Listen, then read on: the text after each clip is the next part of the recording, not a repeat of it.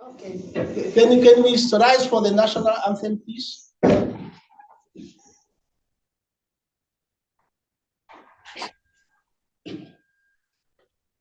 Namibia, land of the brave freedom fight, we have won.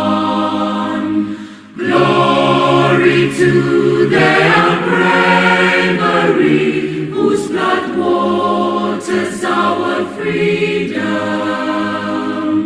We give our love and loyalty, together in unity, contrasting beautiful Namibia, Namibia, our country, beloved land of savannas, hold high the banner of liberty. Namibia, our country, Namibia, motherland, we love thee.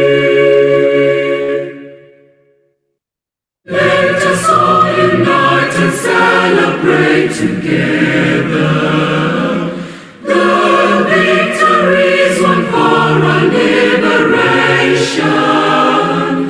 Let us dedicate ourselves to rise together to defend our liberty and unity.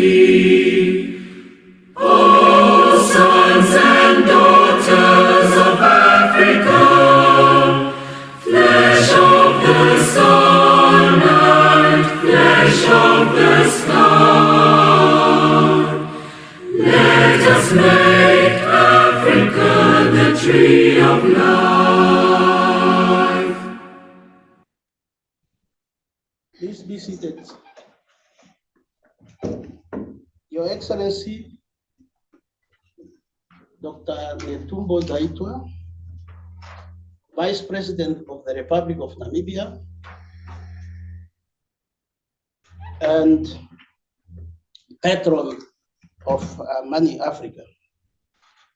We gather here today for a brief program on the launching of the Amani Africa report. My name is Jerobiam Shanika, and I will be the director of ceremony this morning. We are going to have I'll explain to you what the program is going to look like this morning. Just bear with me.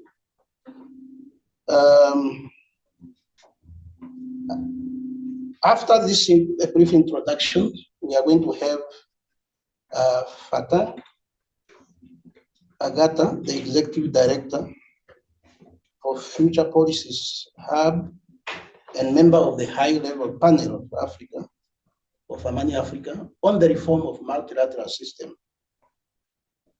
Then we are going to have the significance of Namibia-Amani Africa collaboration on the high-level report from the Pan-African and the global perspective, which is going to be brought to us by Brian Kangoro, the Managing Director of Open Africa Society Forum. And then after that, we are going to have the official launch of the report, which is now going to start with the ambassador to, the Namibian ambassador to Ethiopia and the permanent representative to the African Union, introducing our main speaker. And then after that, we're then going to have the Vice President of the Republic of Namibia after the introduction, and the champion of Amani Africa high-level report. Thereafter, we are going to have a vote of thanks from Dr. Solomon Ayele Deso, the Executive Director of Amani Africa. and co-convener of the high-level panel. And after that, we will conclude with the AU and national anthem. Without wasting time, let me take this opportunity to call on Faten Agata, who is the director of the Africa Future Policies Hub, a technical support and advisory hub servicing primary public sector in Africa on green economy. Previously, she served as a senior advisor on climate diplomacy and geopolitics of the African Climate Foundation, senior advisor of the African Union, high representative on the future relation with European Union, supporting African countries, and the African Union in negotiation with the European Union. She has experience in working for multiple think tanks as well as multilateral agencies. Faten is Algerian and holds a master's degree from the University of Pretoria, South Africa. Faten, please, you have the floor.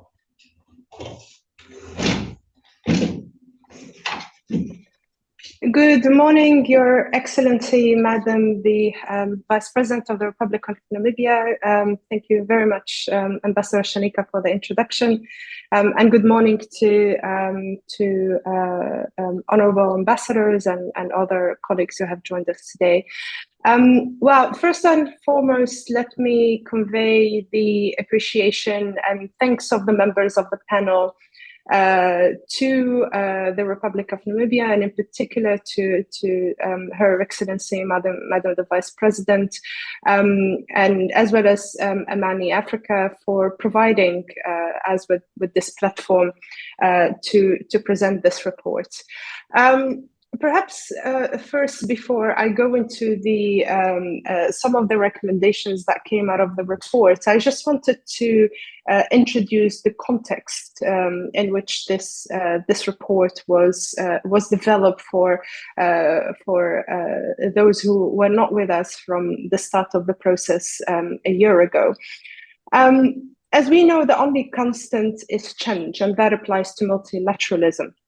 But the geopolitical context has accelerated the pace of change and has brought the practice of multilateralism under significant pressure in recent years.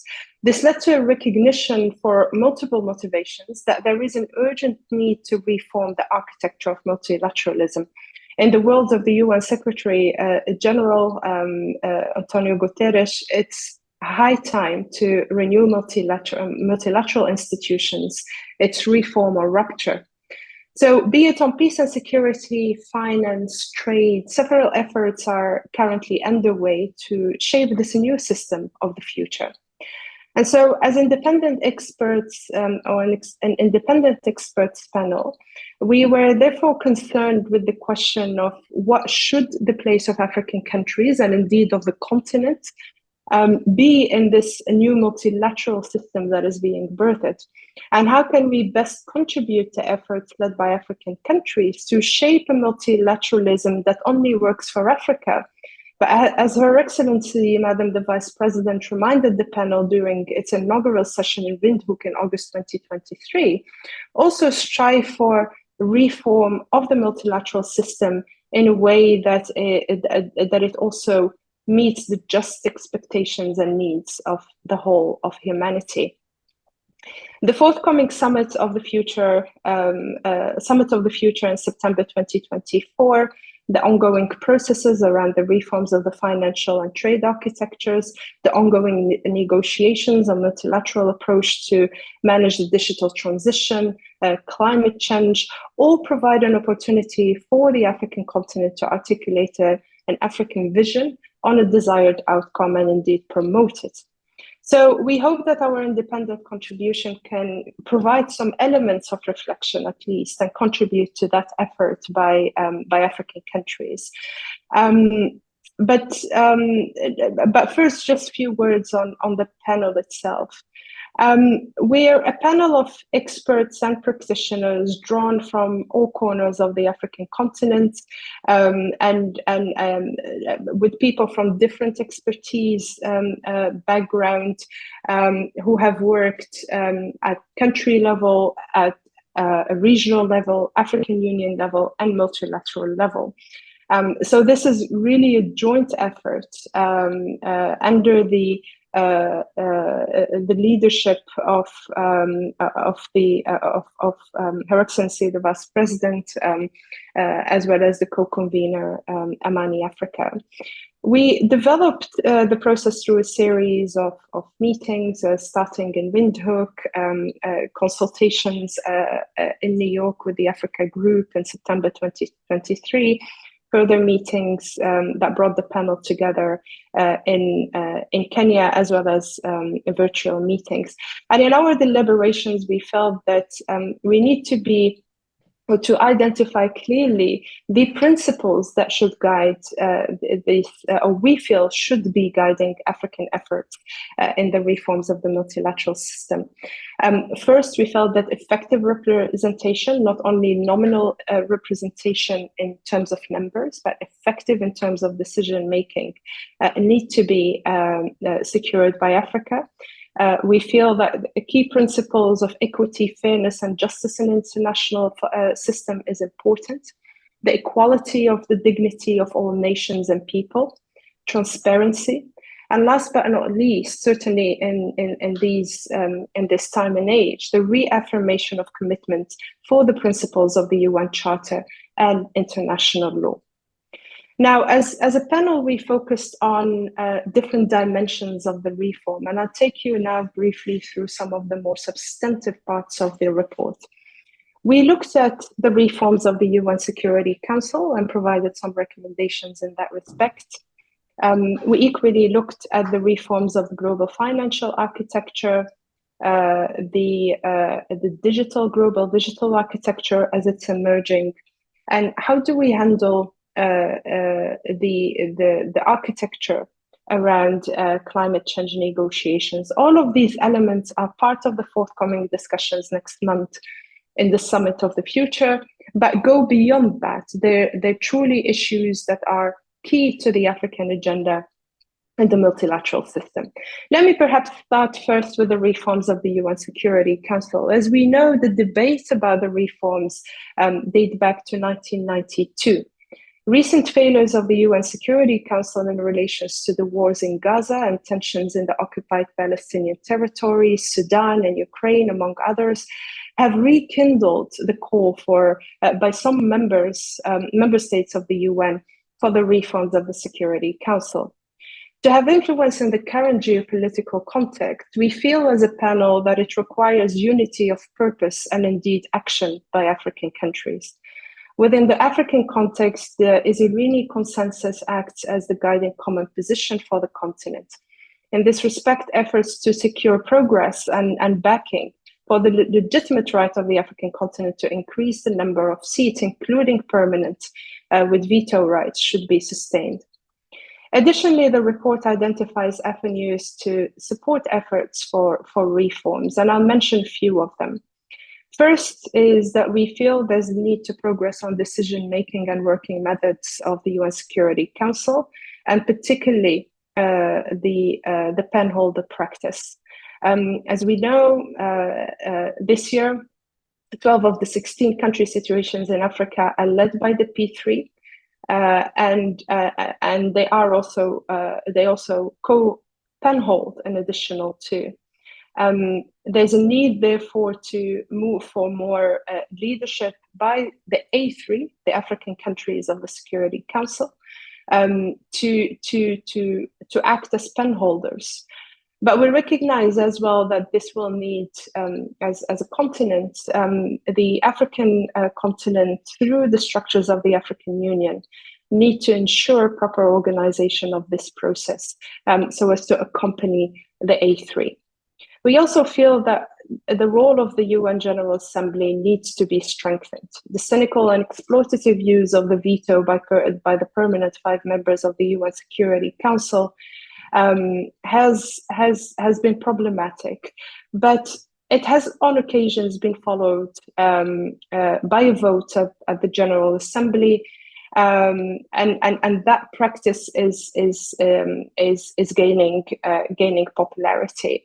And so, as a panel, we recommend leveraging on that practice, and certainly on the decision of the General Assembly of April 22, that allows the President of the General Assembly to convene a formal meeting within 10 days of the casting of the veto by one of the more permanent members. We recognize that all the resolutions of the General Assembly do not have enforcement mechanisms, but we argue that this process is important in exercising diplomatic pressure and should be used fully. And the last point that we highlight, and I won't go into details here, is that we feel that there is scope to enhance the role of other UN bodies, and we particularly dive deeper into the role of the Peace-Building Commission. The next issue is the reforms of the global financial architecture. Today, where there's money, there's movement and there's decision. And so we argue that the reforms of the global financial architecture needs to benefit from more engagement and a common approach by African countries. We know that the discussion of the SDGs looked at means of implementation in the forms of financing, but we have fallen short. We're now entering a whole era of climate transition where climate finance becomes fundamentally development finance, and there also we're lagging significantly behind. So how do we tackle this issue of the global financial architecture, and what do we recommend as an independent panel to be the key element of focus for an African engagement on the reforms? I'll go through the points quickly in the interest of time. First is that we feel that governance structures and decision-making processes need to move beyond quantum and focus more on quality. And in that particular respect, we feel that there needs to be a review of the quota system, because the reforms of the quota system are not only important in terms of qualitative representation of Africa in key institutions of the international financial architecture, but they are also important in influencing and guiding access to finance. We have had in Africa's engagement a strong push, for example, to increase the allocation of special drawing rights to Africa. But even special drawing rights are influenced, or the quantum that countries received are influenced by the quota system. So we feel that we need to go a level deeper and address some of the key underlying challenges in terms of access to financing. We also feel that we need to prioritize the debt challenge, and particularly with a strong focus on the reforms and the review of the G20 Common Framework, as well as strengthening the ongoing effort that the African Union has already started in terms of challenging the role of the credit rating agencies and their influence on the cost of borrowing in Africa. We argue as well that public finance remains central. It's not a matter of charity, but certainly when it comes to climate, it's a matter of responsibility. Domestic finance is another area we look at, but we believe that domestic finance should not only focus on domestic tax collection, but needs to ensure that there's an alignment in how we negotiate tax treaty introduction, for example, as we have it ongoing, of new levies in particular sectors such as the maritime sector, and truly look at that what means for ability of countries to raise domestic finance. Last but not least, we feel that we can leverage much more South-South cooperation, particularly in terms of engagement with the Asian Infrastructure Investment Bank as well as the New Development Bank. With regards to the digital architecture, we aligned ourselves to the digital transformation strategy of the African Union. We felt that there are quite a number of elements that should be highlighted. There are few points in that section, but again, in the interest of time, I will highlight a single one, which is that the digital architecture needs to be fully aligned to discussions and negotiations ongoing in the African continent. And I'm here referring particularly to the African Continental Free Trade Area Digital Trade Protocol. Digital data is not only a matter of security, which has tended to be the key focus, but it's increasingly a matter of trade and economic interest. And so we need to make sure that those elements of digital trade are taken into account and aligned to international negotiations. Last but not least, we looked at the ongoing conversation around how do we tackle and avert the climate emergency. And there we highlight 4 points in terms of the key issues that the African continent needs to focus on. First is to recognize that climate action needs to be in harmony with developmental goals, both in terms of our own commitments, but also in terms of our engagement with international partners who are increasingly introducing unilateral climate-labeled policies that can have detrimental impacts on African countries. These are, for example, related to carbon taxes. And so we believe that as a continent, we need to advocate and make it a red thread, so to speak, in our positions. We need to focus on the principle of do no harm in climate action.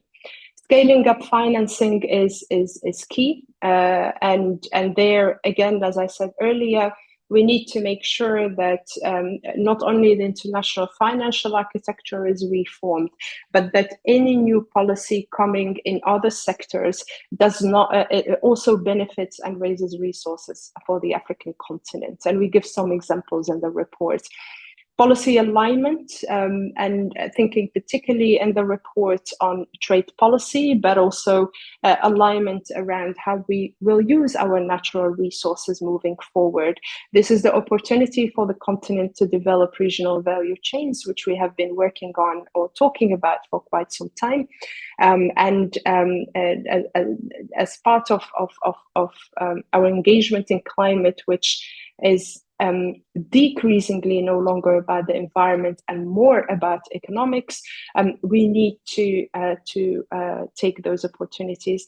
And last but not least, I think we need to be outspoken about the fact that high ambition is first and foremost needed from high emitters. And I think as we go into not only climate negotiations, but next month in the Summit of the Future, that these points need to be brought up. In conclusion, I think that there are several areas where Africa can make a difference as a leader in terms of shaping the thinking, but also advocating for Africa's interests. But that requires a coordinated effort first and foremost. Again, thank you very much to the Republic of Namibia, to Her Excellency, Madam the Vice President, as well as to Amani Africa for convening this panel. It's fantastic to see a Pan-African panel engaging and reflecting with that level of support on Africa in this delicate period of multilateralism. Thank you very much.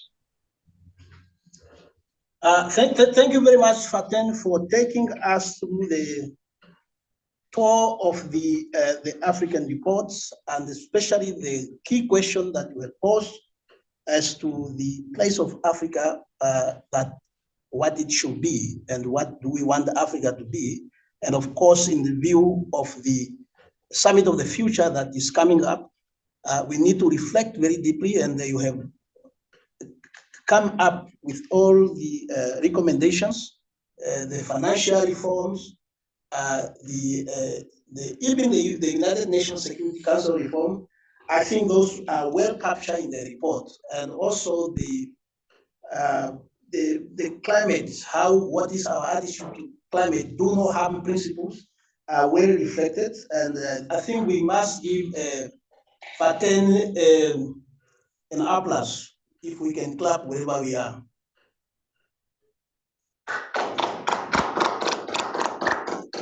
Your Excellency, I can see that we have many excellencies, ambassadors, and high commissioners have joined, and our participation is now up to 58.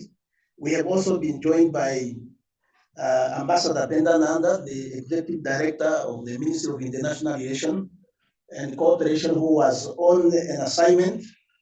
So the next item on our program is the significance of Namibia and Amani Africa collaborations, and a high-level panel from the Pan-Africanist and the global perspective. That is going to be brought by us by Brian Kangoro, Managing Director of Open Society Foundation. As I said, Brian is the Managing Director of Program of Open Society Foundation. He is also an expert in strategic leadership with extensive experience across international, regional, and intergovernmental organizations, including the United Nations and African Union institutions. Brian is known for his substantial contribution and activism in the areas of transitional, restorative, and reparative justice, human rights, social justice, international development, and accountability. And I must say, I enjoy the discussion of Brian that I follow so with a keen interest. So, Brian, please, can you, the floor is yours to explain to us this significance of Namibia and Amani Africa collaboration. Brian. Thank you, Chair. I stand on existing protocols and allow me to salute the Republic of Namibia, and in particular, the leadership, both of the country and His Excellency, the Ambassador, for this partnership. And first, I think for those of you who are not as familiar with Namibia, the best way to describe this partnership is to describe its purpose. Its purpose was about fixing the past and fashioning the future by leveraging an all-of-society approach in the present.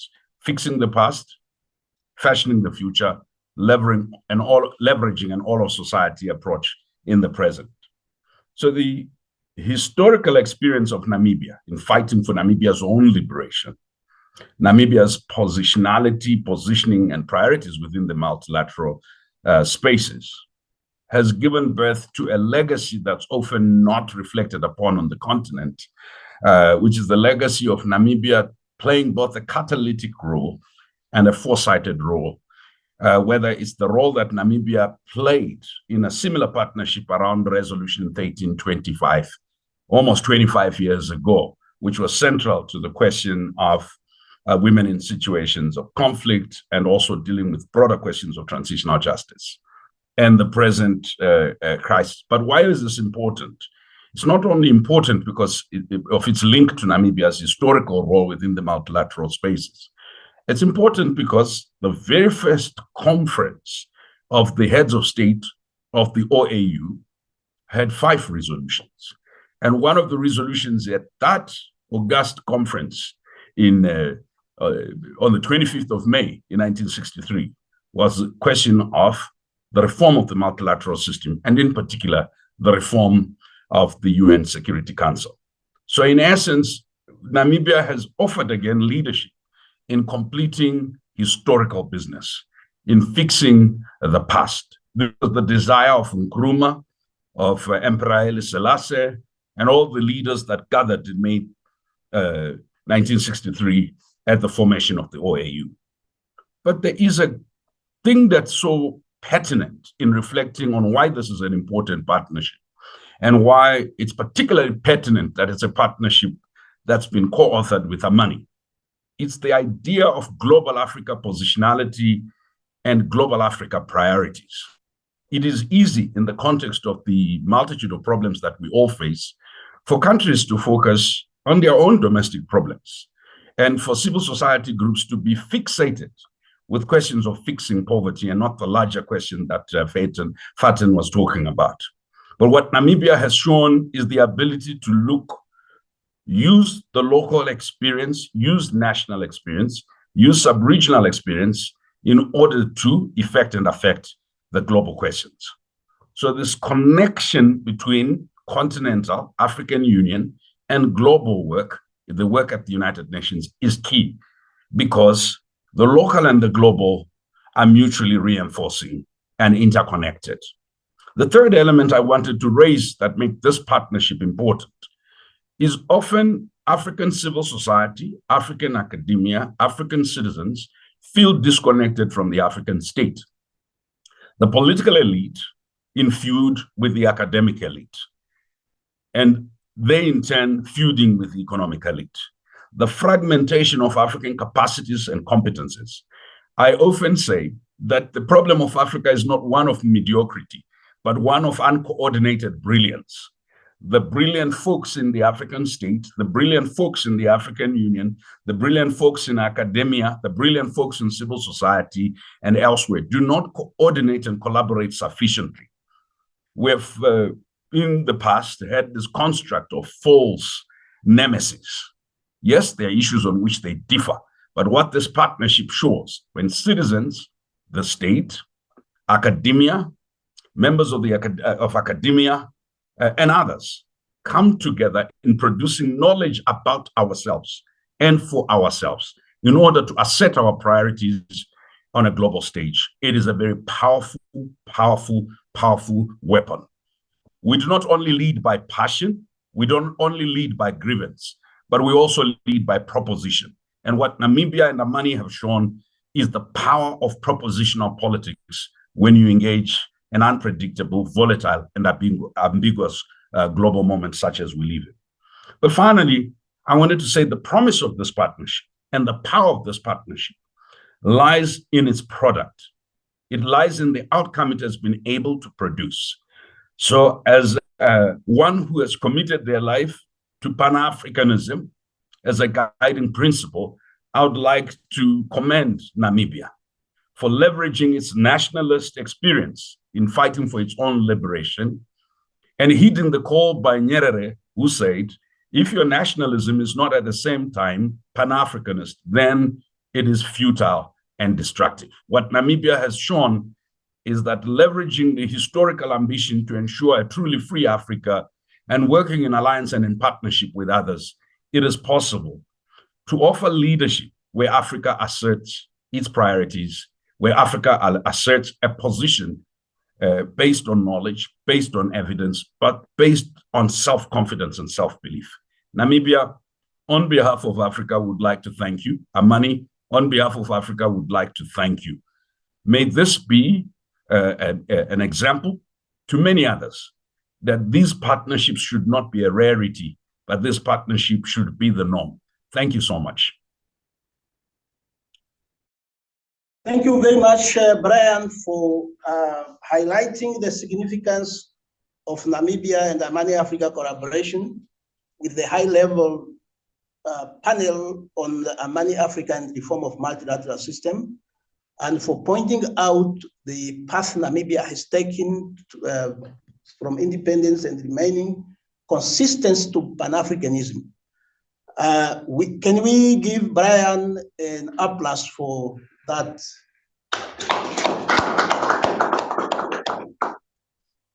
The next item on our programs, we are now moving toward the official. We are now getting into the official launch.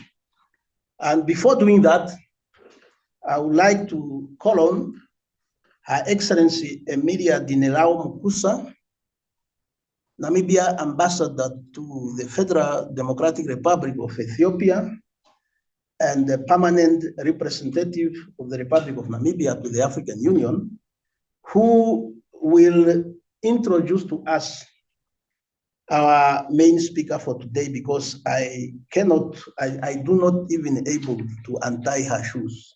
So I think Ambassador Emilia will be in that position. So Ambassador Emilia, you have the floor. Thank you, Master of Ceremonies, Ambassador Jerobium Shanika. Your Excellency, Madam Netumbo Nandi-Ndaitwah, Vice President of the Republic of Namibia, distinguished invited guests, the high-level panel of experts, ladies and gentlemen, good morning to you all. Today, we have the privilege of being in the presence of a true visionary and leader in the field of diplomacy and international relations. That is the patron and champion of this consultative process that canvass the views of experts and wider Africa public on how to achieve meaningful representation and increase the influence of Africa in the global multilateral system. She has dedicated her career towards the growth and development of Namibia, regional integration within SADC, the upliftment of Africa, and indeed international diplomacy, all in the quest to create a more equitable world. Her Excellency Netumbo Nandi-Ndaitwah is the Vice President of the Republic of Namibia and has held the post since February this year. When she accepted the proposal to champion this process, she was the Deputy Prime Minister and Minister of International Relations and Corporations, having served in that post for almost 9 years. She also held various ministerial positions, serving as Minister of Environment and Tourism, Minister of Information and Broadcasting, and Minister of Women Affairs and Child Welfare. She holds a master's degree in diplomatic studies from the University of Kiel in the UK. Throughout her political career, Her Excellency Netumbo Nandi-Ndaitwah has been a champion of gender equality and the empowerment of women and girls. In 1995, she led the Namibian delegation to the 4th World Conference on Women held in Beijing and was chief negotiator for the African group. She also served as a rapporteur general of the conference, which adopted the Beijing Platform for Action. She further played a critical role in the introduction of the Women, Peace and Security Agenda at the United Nations Security Council, which ultimately led to the adoption of UN Security Council Resolution 1325 that recognizes the important role women can play in conflict resolution and peacemaking. Having considered the inadequate representation of Africa in the multilateral system, as illustrated by the injustices of its exclusion from permanent membership in the United Nations Security Council and its subpar representation in the international financial institutions, the strategic importance for Africa of seizing this moment to make the best out of the new momentum for reform cannot be overemphasized. Long before her service in government, Her Excellency Netumbo Nandi-Ndaitwah was a freedom fighter, fighting for the independence of Namibia from a very young age, and in 1973 was arrested and sentenced to 3 years in prison, which was later suspended. In 1974, she left the country to join SWAPO in exile to continue the fight for Namibia's independence. While in exile, Her Excellency Nandi-Ndaitwah served as a member of the SWAPO Central Committee for 10 years, which she continues to serve up to now, and also served as SWAPO chief representative to various countries that supported and sympathized with the case of Namibia's independence. Today's launch, ladies and gentlemen, will therefore serve as the start of the process for the wider dissemination and promotion of uptake of the content and recommendations of the report. Get ready to be inspired, challenged, and empowered to take action. Please join me in giving a warm virtual welcome to the Vice President of the Republic of Namibia, Her Excellency Netumbo Nandi-Ndaitwah. Welcome, Your Excellency. Thank you.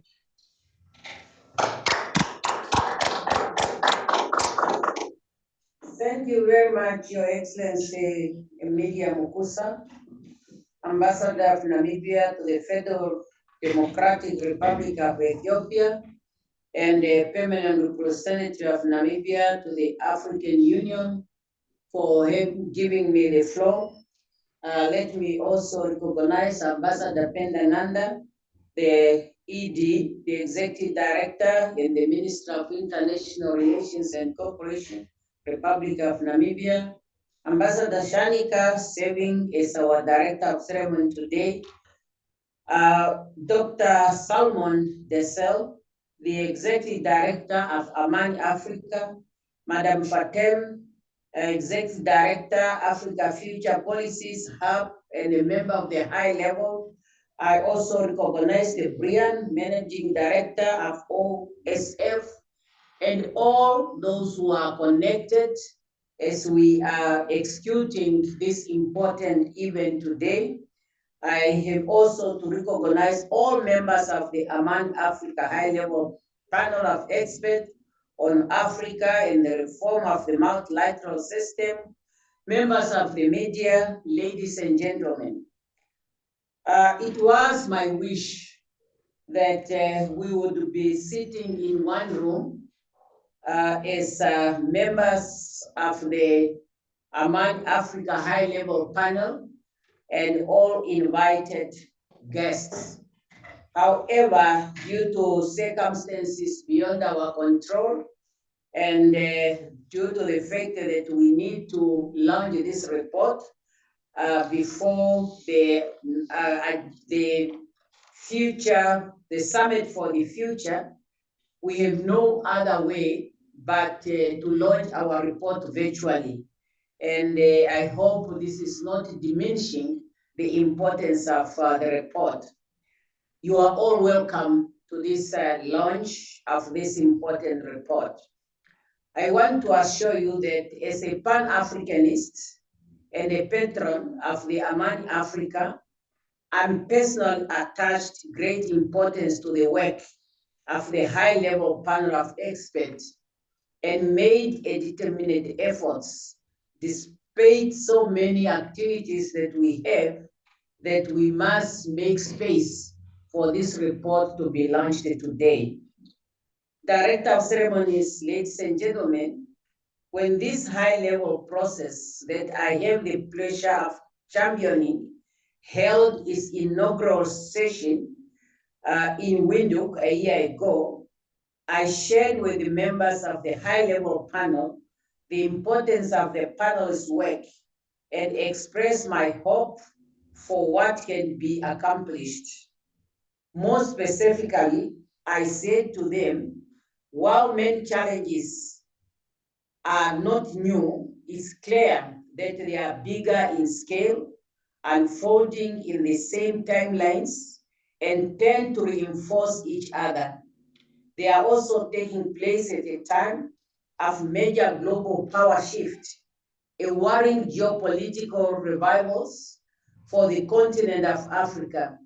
And this would mean that our collective efforts should go beyond presenting a good case for securing the interest of Africa. It should also include articulated proposals on how the reform of multilateral system in a way that is also meets the just expectation and needs of the whole humanity. Ladies and gentlemen, I'm very pleased that the panel did not fail in its mission. It is various activities, and importantly, the report it produced is highly commendable. As the highlights that we introduced this morning have shown it. This report represented a well thought out and principled proposals on how to reform the multilateral system in a way that not only makes a compelling case for the representation and effective participation of Africa for it to occupy its rightful place in the global arena, but also meets the just expectation and needs of the whole humanity. This accomplishment of the work of the high-level panel and Amani Africa is reflected in the depth and the scope on issues converged in the richness of the area of reform identified in the report. The report thus makes it clear that reforming the multilateral system is a strategic imperative rather than a policy choice, both for Africa and the world at large. It also underscored the need for addressing the structural flaws of the multilateral system and making it fit for the purpose of responding to the current reality of the international order.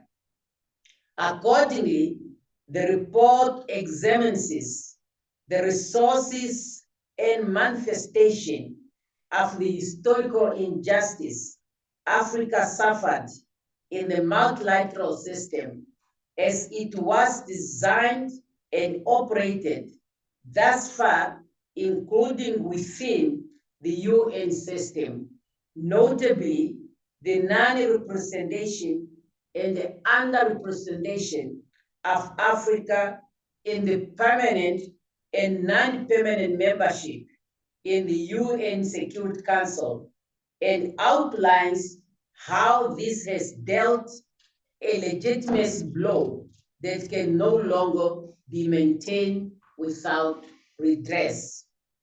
Ladies and gentlemen, it has thus articulated how the legitimacy and effectiveness of the UN, particularly its Security Council, can be restored by addressing this historical injustice on the basis of the Ezulwini Consensus as part of the future by affirming the commitment to treat Africans' request for permanent membership as a special case. The report also highlighted and provided a useful proposal on the need for an equitable and fair global financial and economic architectures and how to achieve robust cooperation to overcome the magnitude and interconnectedness of various challenges affecting the globe, such as climate change, the cybersecurity, and the necessity for the global community to organize the system in a way that caters for the needs and interests of various sectors of society, notably women, youth, and of course, the future generation. In doing so, the report builds on AU's Agenda 2063's a vision of Africa as a dynamic force in the international arena and the lessons from the historical process that led to Africa's marginalization and affirms Africa's position as a bastion of multilateralism and a region with a major stake in and contribution to the reform of multilateralism process. The report of the panel also makes it clear that the contestation facing the world is not between dismantling the system and building a new one. The fact that there are many exist those who exposes ideas of dismantling does not mean that they are represented the majority of the nation. From where Africa stands, the contestation facing the world is rather between the forces for the reform and forces of the status quo. Considering that the status quo can no longer hold, it is clear that we need to reform the multilateral system and do so urgently. We cannot afford to move into the future with the attitude of the past. Thus, in stark choice between reform, repurchase, as the UN Secretary General put it, the high-level panel is unequivocal in demonstrating that Africa's choice is that of a reformed multilateral system that is inclusive, equitable, and effective. As Africans, we have a responsibility to stand up and demand to be treated fairly and justly for the multilateral system to be legitimate and effective. If we do not speak up for ourselves, no one else will do it on our behalf, and we need to be united. Ladies and gentlemen, the timing of this report could not have also been more fitting. It comes in the context of various ongoing initiatives and policy dialogues on the reform of multilateral system, notably the UN. Notably, the UN Secretary General proposed for the convening of the Summit of the Future, scheduled for next month. As such, it helps to solidify and reinforce the articulation of a common proposal by the African group in the finalization of the Pact of the Future, for whose negotiation Namibia is proud to serve as a co-facilitator. This accomplished could not have been possible without dedication and technical backstopping of our continental think tank, Amani Africa Media and Research Service. I would like to particularly salute the Executive Director of Amani Africa, Dr. Salomon Deso, for his vision and leadership in the capturization, planning, and implementation of this process. With the commendable support of this process, with the commendable support of his team in Amani Africa. You deserve to be lauded for showing that Africa has the capacity for strategic thinking in shaping global space and policy action on multilateralism. And we need really to bring together all the African human resources for Africa to achieve what is required for the continent. I also wish to thank the members of the high-level panel for working together with Amani Africa for the greater work you have done. Congratulations for a job very well done, and by producing a report that makes all of us, and I believe the entire Africa, proud. My special thanks goes to my representative in the high-level panel, Ambassador Shanika. Thank you for having efficiently and effectively representing me in this important body that is aimed to assist Africa in shaping our participation in the international arena. I urge all member states of the Africa and the African group in New York to draw on the recommendations contained in this report as they pursue the very pressing agenda for the reform of the multilateral system to effectively respond to the Africa's needs and interests and make it fit for the challenges of the 21st century and beyond. It's a report that we did not produce for Amani Africa or for the high-level panel, but it's a report that is produced to be used by Africa and by the African people if we have to achieve what we want to achieve for the African people in the international arena. I would also like to avail my full support. I will continue to avail my full support for the various plans being put in place by Amani Africa for the dissemination of this report. and the full uptake of its recommendation by the AU and its member states. Africa, our own future is in our hands. Africa experts must serve Africa to the best of their ability. Africa experts, you are empowered by the African people in order to make sure that our continent has developed to the point that we will be able to take our people out of poverty. Having said this, Director of Ceremonies, ladies and gentlemen, all participants in this lounge, it now gives me a singular honor to officially inaugurate the report of the high-level panel entitled Africa and the Reform of the Multilateral System, the Summit of the Future and Beyond.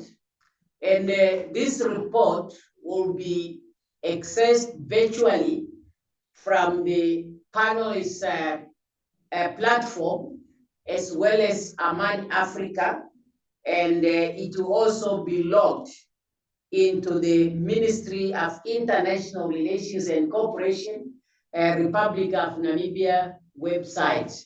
So thank you for your kind attention.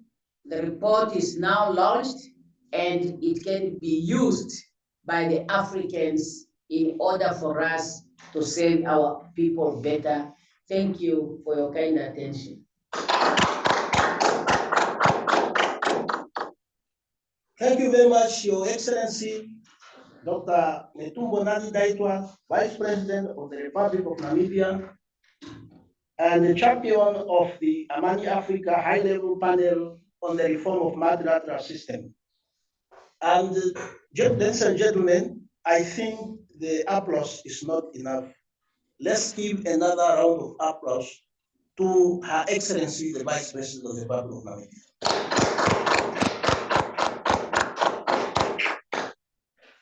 Thank you very much, Your Excellencies, heads of missions, distinguished participants.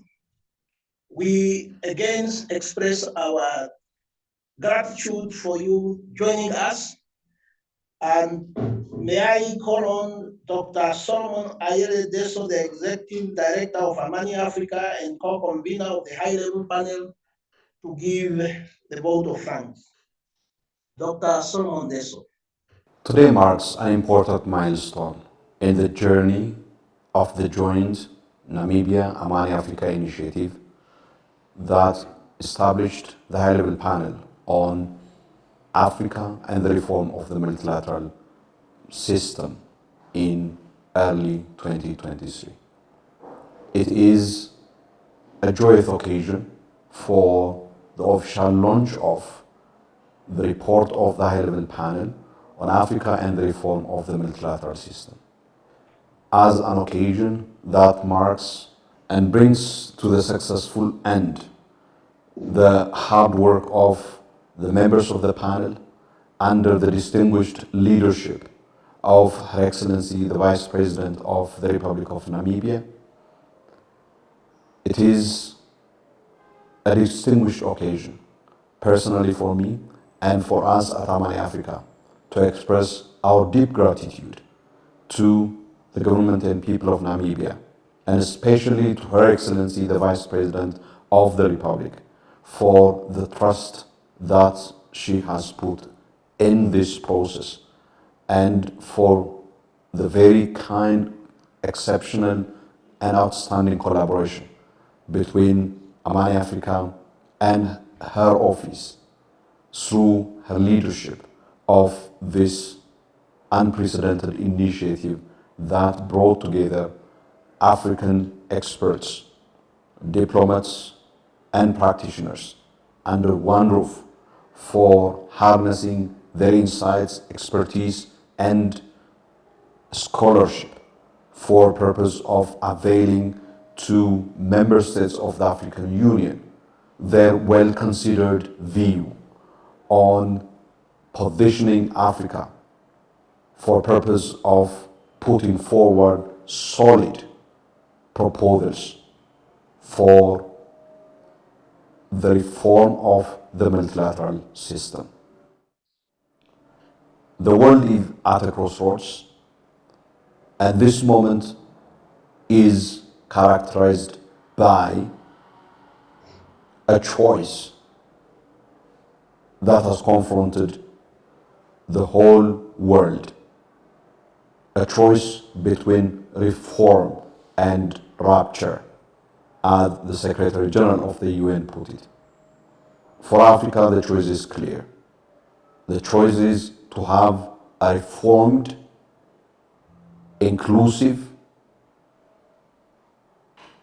equitable, multilateral order in which the interest needs not only of the most powerful, but also all that constitute the membership of the United Nations are fully and effectively catered for, and thus requires a transformation of the multilateral system to ensure that Africa is represented in all the decision-making structures of the multilateral system, in the United Nations, at the level of the Security Council, in the international financial institutions, in the IMF and the World Bank, and in other global public policy-making platforms.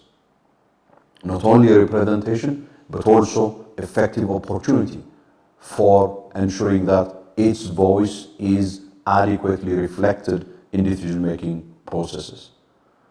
And this is captured in the proposals set out in this high-level panel report that is launched officially by Her Excellency, the Vice President of the Republic of Namibia. It gives me unique pleasure to express the gratitude of not just us at Amani Africa for the kind collaboration and support that we have enjoyed from Her Excellency the Vice President, but also I will be speaking on behalf of all the distinguished members of the high-level panel in saying that your leadership has been exemplary, and without it we couldn't have reached this important milestone of the launching of this report. We count on your constant leadership and support as we take the message of this high-level panel report to the different corners of policy discussions here on the continent, but also elsewhere in the world, including in New York, where last year you laid a high-level consultation with the Africa Group in New York. Your Excellency, Vice President, this exercise has been precedent-setting.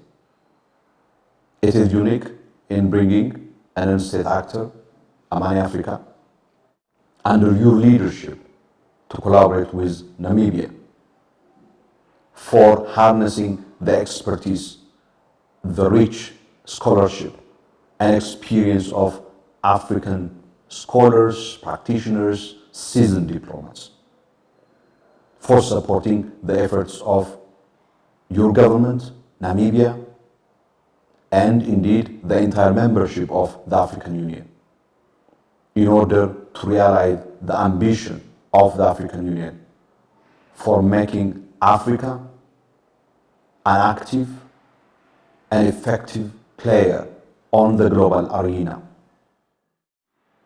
that effectively represents its agency and have its voice heard, and importantly, contributes meaningfully and effectively to global public good.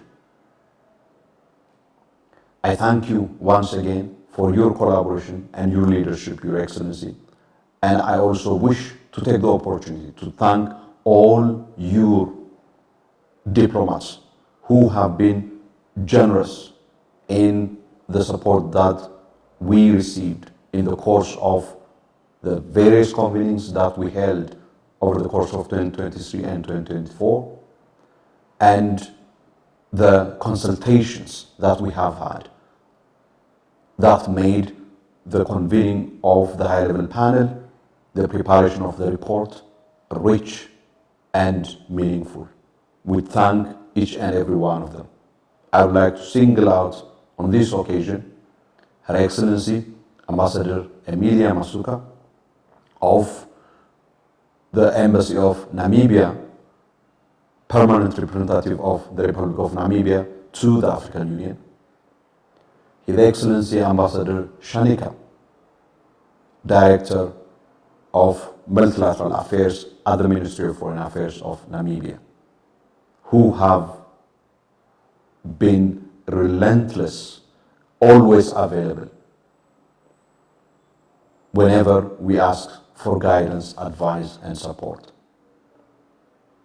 And I wish to thank Ambassador Shanika for his constant presence in the course of the convening of the various consultations held in Nairobi, in Addis Ababa, as part of the consolidation of the insights and analysis that ultimately made up the report of the high-level panel launched today. Finally, I also wish to express my gratitude to the members of the high-level panel for their expertise, for their generous availability of time and scholarship and intellectual input. I express my gratitude to members of Amani Africa team who have done more than the call of duty to make this process possible, including my former colleague Bitania Tadesse, Sion Hagos, and all the Amani Africa team that made this process possible and meaningful. Thank you again for your kind attention, and I look forward to your continued support and collaboration as we take the message of this high-level panel report forward in order for it to feed into the various policy discussions and processes within the framework of the Summit of the Future and indeed beyond.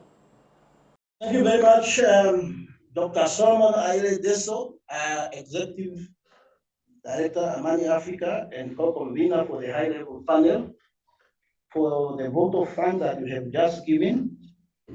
Your Excellency, Dr. Netumbo Nandi-Ndaitwah, Vice President of the Republic of Namibia, and the champion of the high-level panel of Africa, Ambassador Penda Nanda, the Executive Director of the Ministry of International Relations and Cooperation, Your Excellencies, heads of missions who are participating in this virtual launching of the report for the panel. We have come to the end of our brief but very enriching event this morning. May I request that we stand up for the closing ceremony by singing the AU and the Namibian anthem that will then conclude the event.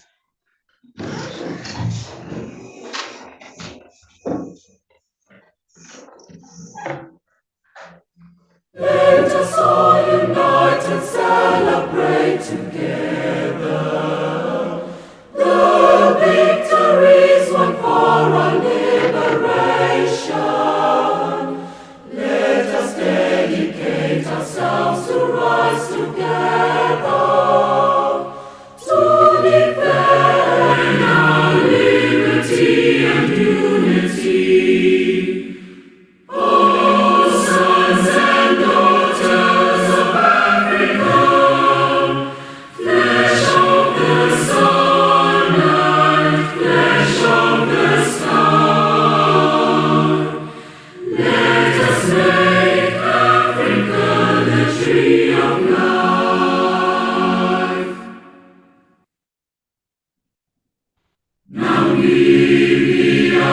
land of the brave freedom fight, we have won. Glory to their bravery, whose blood waters our freedom. We give our love and loyalty, together in unity, contrasting beautiful Namibia, Namibia, our country, beloved land of Samanas, hold high the banner of liberty, Namibia, our country, Namibia, motherland, we love thee.